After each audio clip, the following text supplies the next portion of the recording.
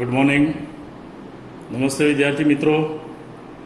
ગઈકાલે આપણે વિદ્યુત રાસાયણિક કોષમાં પ્રાઇમરી પ્રકારનો કોષ, પ્રાથમિક કોષ, સૂકો કોષ, એ જ આધારિત પ્રાથમિક કોષ બીજો ભણ્યા એ મર્ક્યુરી કોષ એટલે કે બટન સેલ, અને ત્રીજો જે દ્વિતીય પ્રકારનો કોષ કે જેને ચાર્જ કરી શકાય, ઓટોમોબાઈલ વાહનોમાં વપરાતી બેટરી, લેડ સંગ્રાહક કોષ, એનો અભ્યાસ કર્યો. ગઈકાલે છેલ્લે મેં સૂચના આપી હતી મિત્રો કે તમે એનોડ અને કેથોડ પરની પ્રક્રિયાઓ, એનોડ અને કેથોડ તરીકે વપરાતા વિદ્યુત ધ્રુવો કે મટીરિયલ અને વિદ્યુત વિભાજ્ય તરીકે કોનો ઉપયોગ થાય છે એ અલગથી તમે બધા જ વિદ્યુત રાસાયણિક કોષનો અભ્યાસ કર્યા પછી લખી નાખશો. અલગથી 2 વાર લખવાનું છે. પ્રક્રિયાઓ ખાસ યાદ રાખજો. પ્રક્રિયાઓ દરમિયાન કોનું ઓક્સિડેશન થાય છે શેમાં, કોનું રિડક્શન થાય છે શેમાં, એ બાબત પણ એટલી જ મહત્ત્વની છે, એ ખાસ ધ્યાન રાખી લેજો. હવે આજે આપણે અભ્યાસ કરવા જઈ રહ્યા છીએ બીજો સંગ્રાહક કોષ, એ છે નિકલ કેડમિયમ કોષ. NiCd કોષ જે છે એ નિકલ કેડમિયમ કોષ તરીકે ઓળખાય છે.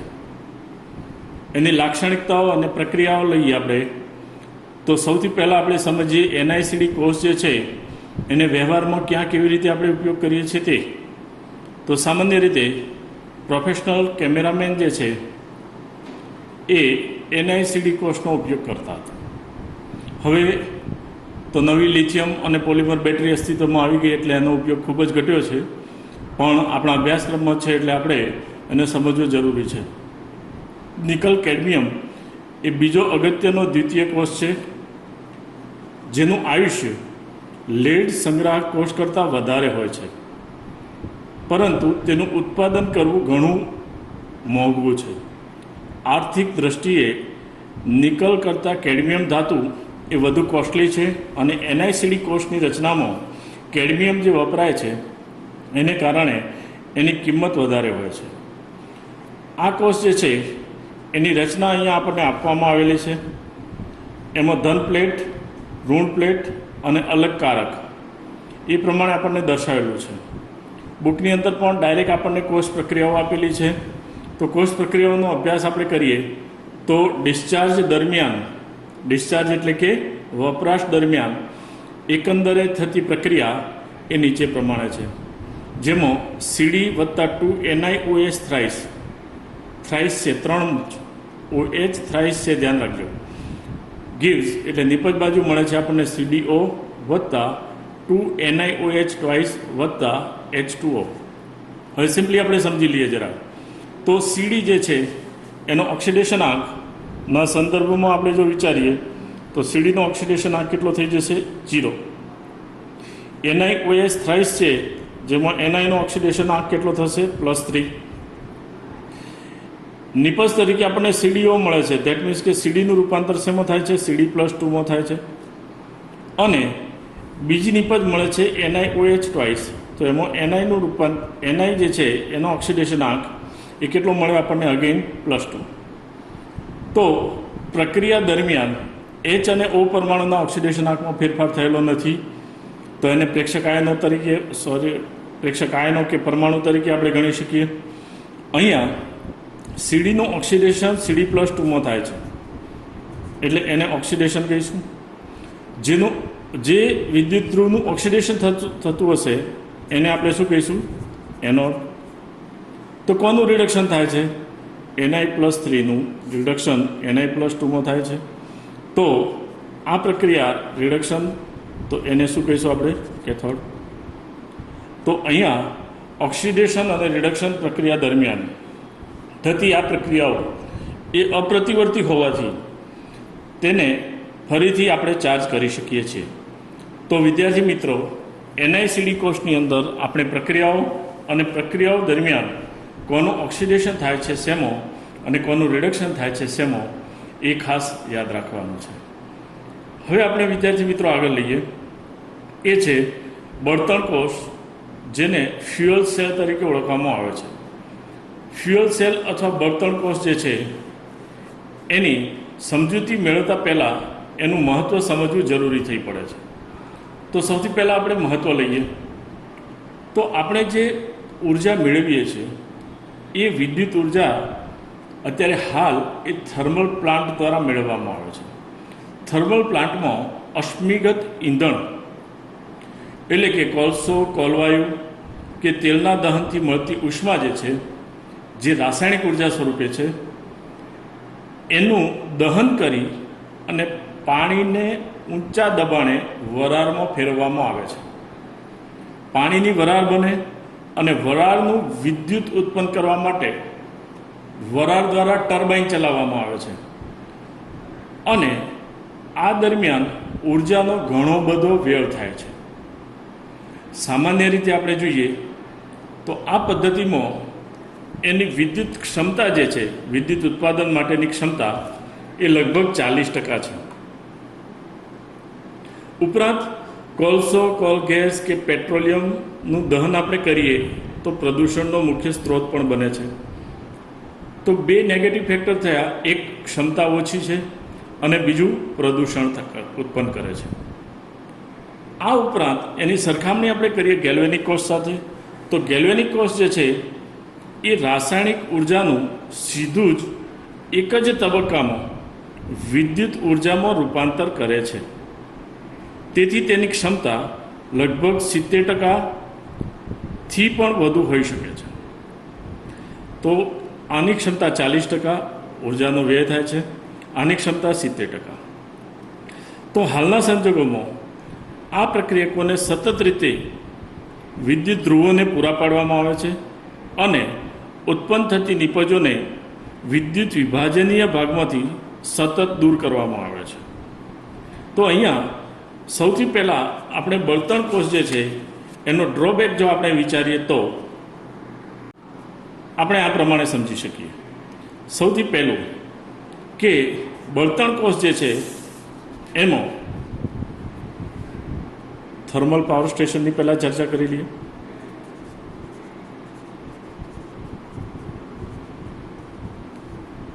તો થર્મલ પાવર સ્ટેશનમાં ઉર્જા કેવી રીતે મેળવી આપણે? તો કોલસો, કોલ ગેસ,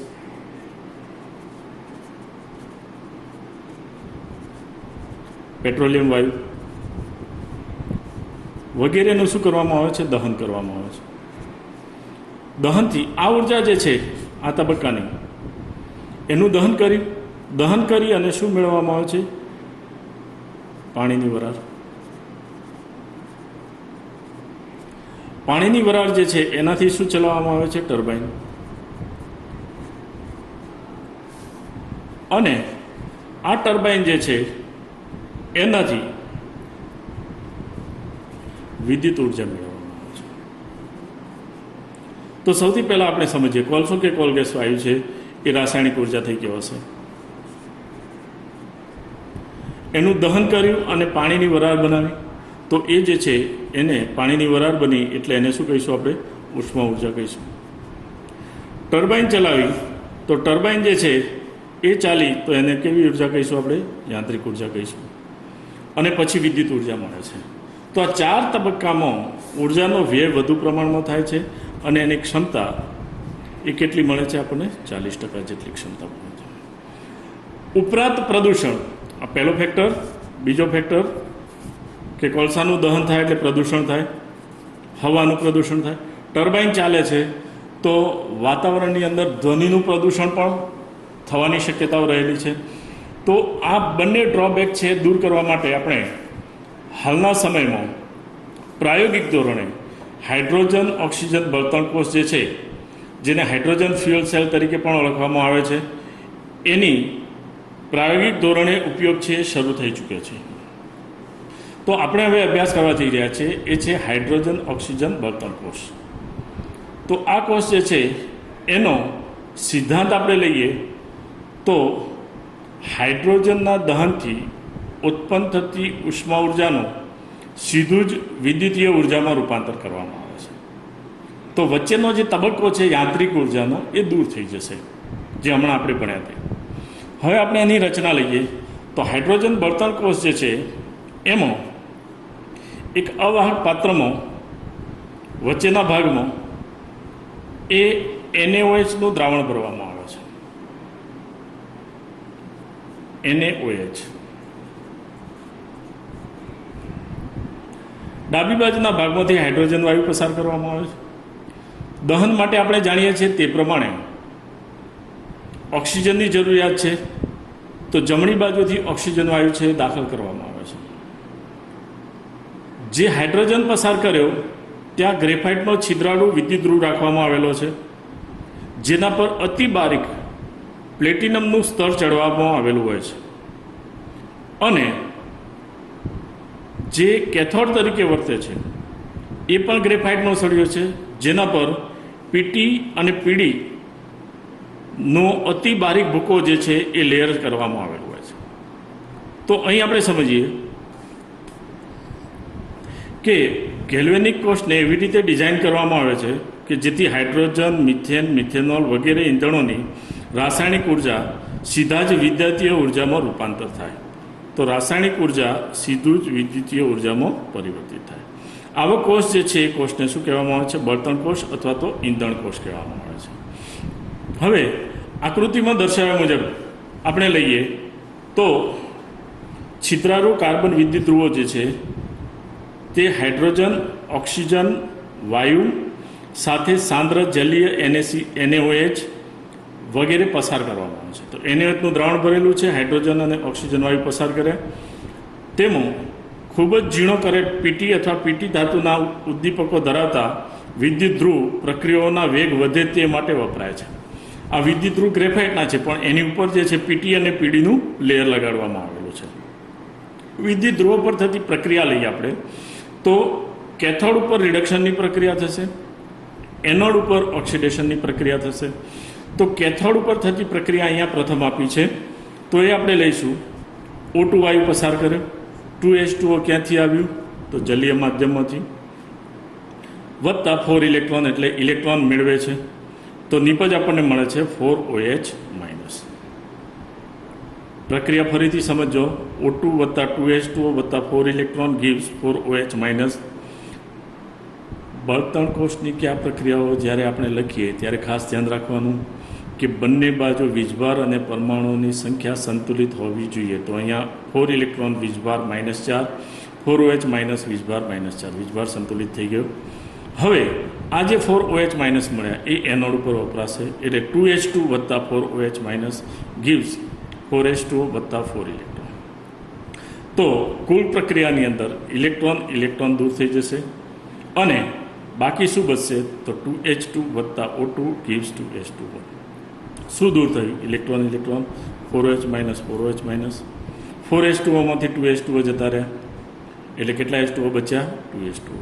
એ કુલ પ્રક્રિયા થઈ, જે પ્રક્રિયા દરમિયાન પાણી ઉત્પન્ન થયેલું છે એ સૂચવે છે. બીજો આવો કોષ આપણે ભણી ગયા લીડ સંગ્રાહક કોષ, જેમાં પણ પ્રક્રિયાઓને અંતે પાણી ઉત્પન્ન થતું હતું.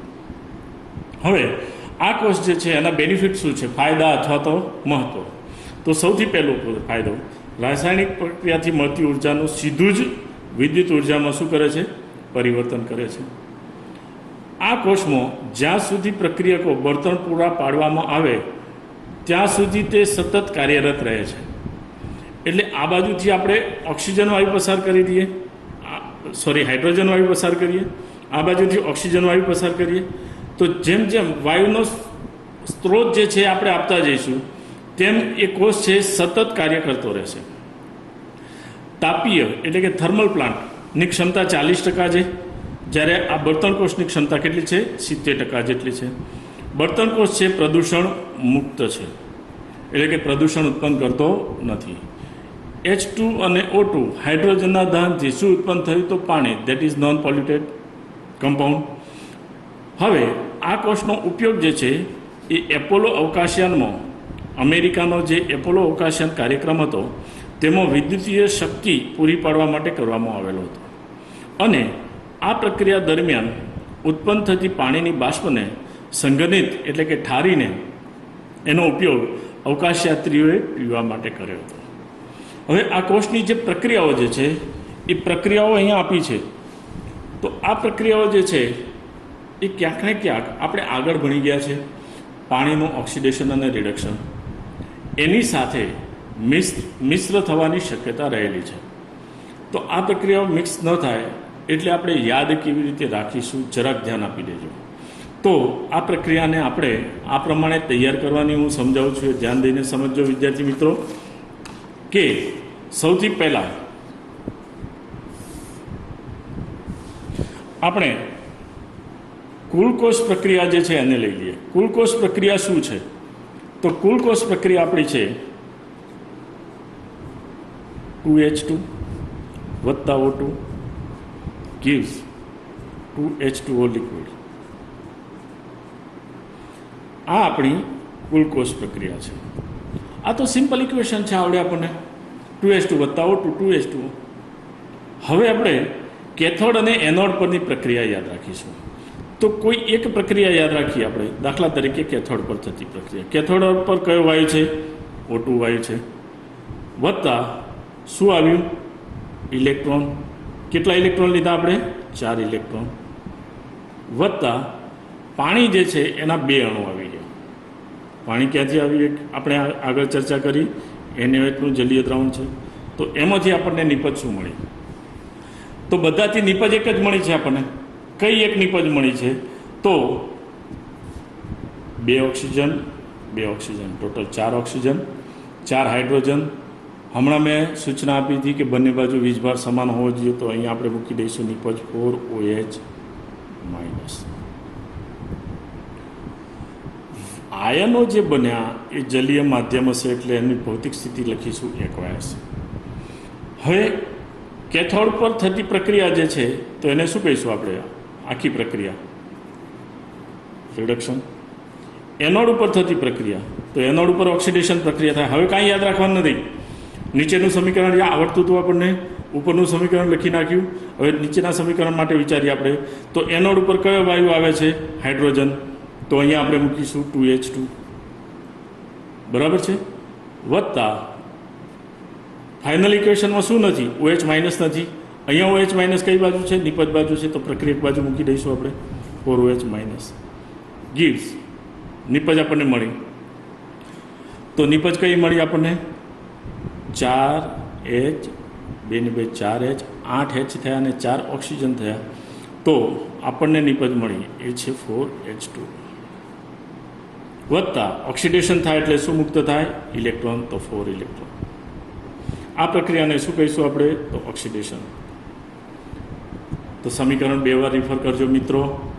આ રીતે તૈયાર કરશો તો ભૂલ થવાની શક્યતા ઓછી છે. પહેલાં આપણે ફાઇનલ પ્રોડક્ટ લીધી, પછી કેથોડ ઉપર થતી પ્રક્રિયા જે છે એની સમજૂતી આપણે મેળવી, અને પછી એનોડ પરની પ્રક્રિયા શાના આધારિત લખી? તો કેથોડ અને એકંદર પ્રક્રિયા એટલે કુલ પ્રક્રિયા પરથી. તો વિદ્યાર્થી મિત્રો, આ બંને સમીકરણો તમારે હાઇડ્રોજનના દહન માટેના સમીકરણો છે એની સાથે મિક્સ ન થાય એની કાળજી રાખવાની. અને જેટલા વિદ્યુત રાસાયણિક કોષ આપણે ભણ્યા એ બધાના સમીકરણો એક જ પેજ ઉપર લખી, નીચે ઓક્સિડેશન આંક લખી અને એની સમજૂતી કેળવજો, જેથી કરીને આ સમીકરણો એકબીજાની અંદર મિશ્ર નથી જાય. મિત્રો, આજે અથવા કાલે તમને આ ચેપ્ટરના કેટલાક દાખલા અને પ્રશ્નો જે છે એની ટેસ્ટ એ હું તમને આપું છું. જે રિફર કરી એના ડાઉટ્સ હોય એની આપ સર્વે મને જાણ કરજો. ધન્યવાદ.